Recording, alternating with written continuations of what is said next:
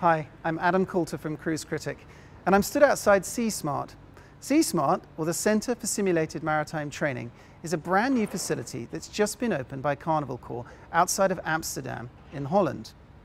It's where the company sends its officers and engineers from its 10 brands of ships for simulated training, and it's the only one of its kind in the world. We've been given exclusive access, so come with me now as we take a look inside.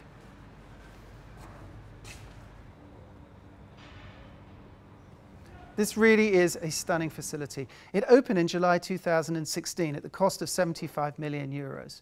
It's 110,000 square feet and ranged across 5 floors. It really is absolutely breathtaking.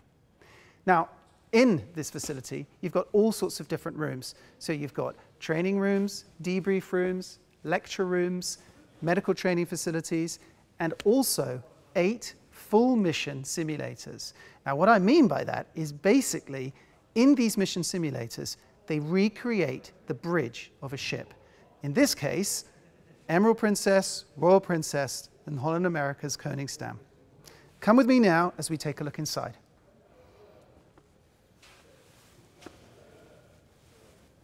Here we are, right in the heart of the SeaSmart facility.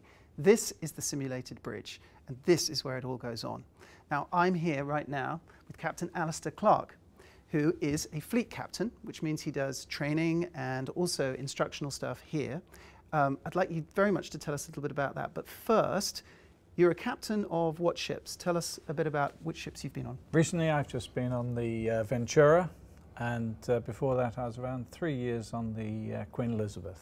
So okay. I've been with the company, P&O originally, 42 years now. And so now you're a fleet captain. Tell us exactly, what does a fleet captain do? Well, a fleet captain, there's fleet captains from each of the operating lines in Carnival, and we get together, we visit different ships, we monitor, we observe, we watch what people are doing. Yes. And obviously with the aim is to bring everyone together so everyone's operating to exactly the same standards. Okay, fascinating. So, and a lot of that is involved here in this training facility. This is the centre for all the operational training for the whole fleet, all 101 ships.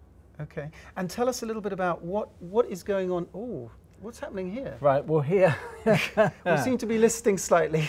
This is this is the bridge of one of our ships, and as you can see, we're just off the Dover coast. It's getting a bit choppy. It's getting very choppy. Do you need to take the controls? Or? No, we're fine. We're fine. And down the side here, we've got the models of some of the Carnival ships passing down the side. So it's very impressive. It's absolutely fascinating. It feels it's really difficult to convey the feeling. Is we're on a list here, and I feel we're not actually physically moving, are we? No, it's just the graphics either side. It's simply the graphics moving. You feel it. Yes, I do feel it. Yes. And the longer you spend here, you realise, you think you're actually on a real bridge. So how long? It's very realistic. How long does that take? I mean, someone comes in and they think, oh, okay, this is a simulation. How long before people start feeling that they really are on a ship? Oh, very quickly. Yeah. Very quickly. We have a group of, we have a whole bridge team operating in here, and they will work together, and within half an hour they're in that zone. They're on a ship. And the staff captain, you will take care of the role. I'm here with Andy Pedder. Andy, you're a fleet captain. Yes, I am. I'd like to know, and I'm sure the viewers would like to know, what exactly is a fleet captain? And also, could you tell us a little bit about where the viewers might have seen you before? On what ships? Well, the viewers might have seen me before on the ships of Seabourn, because I'm a serving Seabourn captain. So they may remember me from the beautiful Seabourn Legend. I was captain of that ship for 7 years, and more recently on the Seabourn Quest.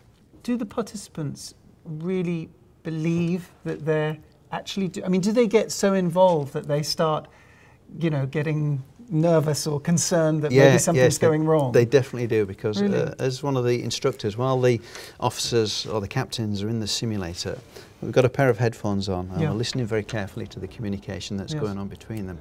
And you can hear it in people's voices, and you see it in people's body languages that they're totally involved in the exercise, and they're really feeling the strain on some occasions. And how do you help with that? Do you well, obviously you mentioned you occasionally pause it. Do you occasionally jump in and will say, okay, I think maybe this manoeuvre would be better than that one? Or? It depends on what's happening. It's really all about what is the best learning experience. Yeah. Sometimes on a particular scenario, the best learning experience is just to let it go a little bit further, even if it's not going in the right direction. Sometimes the best learning experience is to say, okay, let's stop and let's address the situation.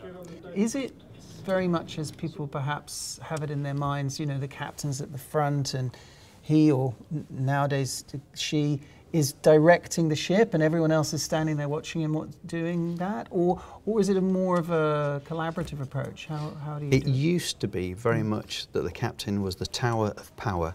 I mean, on a ship like that, in that era, then the captain, he was the boss, everyone reported to him. It would be very unusual for people to challenge his authority. Yes. And it was a very hierarchical system with the captain at the top and the officers a bit further down. And that's not the case now? No, absolutely not. So tell us quickly, how does it work now? Well, very often it won't be the captain who's actually driving the ship. Really?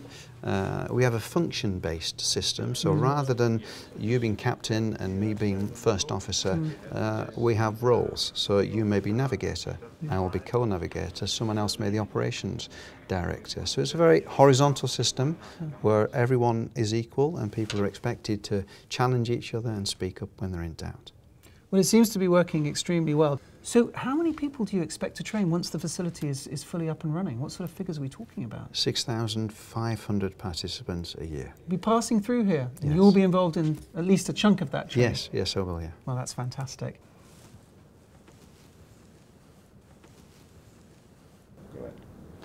I'm here in one of the part task training rooms. Now, I'm not entirely sure what goes on here, apart from some simulations, but I am here with somebody who does, Captain Tim Stringer, who you may know if you've cruised with Princess Cruises. Tim is currently the captain of Dawn Princess, but he's also been on Island Princess and Pacific Princess. So, Tim, tell us a little bit about, first of all, what are you doing here, and what is this room all about? I'm actually on my assessment. I will now get an annual assessment, and we've come but this room is particularly one of our more like classroom setups, and as you can see, the equipment is the same equipment that we have on our bridges, so we get familiar with it in the simulation in the classroom before going onto the ships and actually operating it live. Wow. But then when we operate it live, then we can do extra things that we wouldn't normally see, like the Give us some unlikely events. Well, obviously in simulation you can have more challenging scenarios than we would hope to see at sea, but we've got to bear in mind we are a transportation company, so we could be faced with that. Of course. So to have been able to exercise in it, and especially when, as you can see, there's many units here, we work very much functions on a bridge. So we carry out a lot of exercises where people are expected to carry out certain functions, and to do that in simulation is fantastic. Can you give us a couple of examples of what might come up here on the simulators? What unexpected events might happen? Some of the unlikely scenarios that we can put here that we wouldn't hope to see, but we know we might have to encounter, are things like very quick change in weather conditions. With a big cruise ship, you could be in a certain area and a big squall comes in and they can simulate wind speeds. They can say, like, suddenly you've got 50, 60 knots of wind, and the scenario of the ship will handle very differently. Yeah.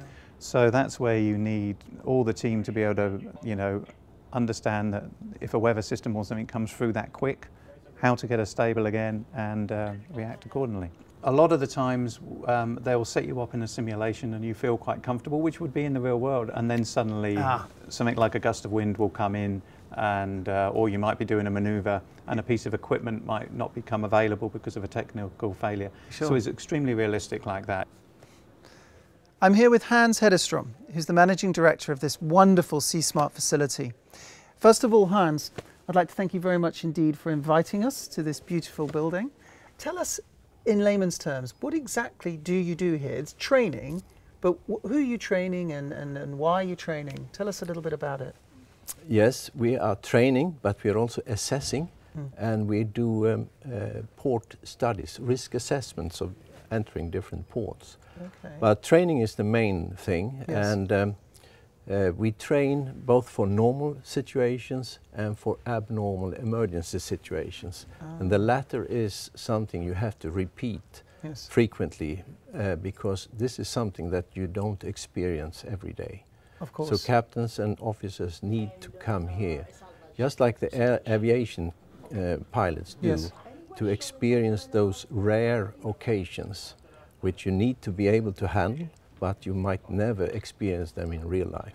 So you're training people at all levels, from the most experienced captain to a very junior level officer? That's correct, yes. Okay. If we have a junior officers, before they go on board at all, they spend 2 weeks here as a kind of an introduction to learn how the normal operation is functioning. And then they go on board, and then they come back every year to expand their knowledge. And how many courses do you offer? We offer today 17 courses, different courses. It actually increases every year. Well, you mentioned about airlines and technology, and obviously planes can now take off and land themselves with an autopilot. When's that going to happen with ships? Well, already today we have a track control system, so you really don't need a manual steering as we did in the previous times, more than in rare occasions when the track control system cannot predict what's lying ahead, if there are big currents or things.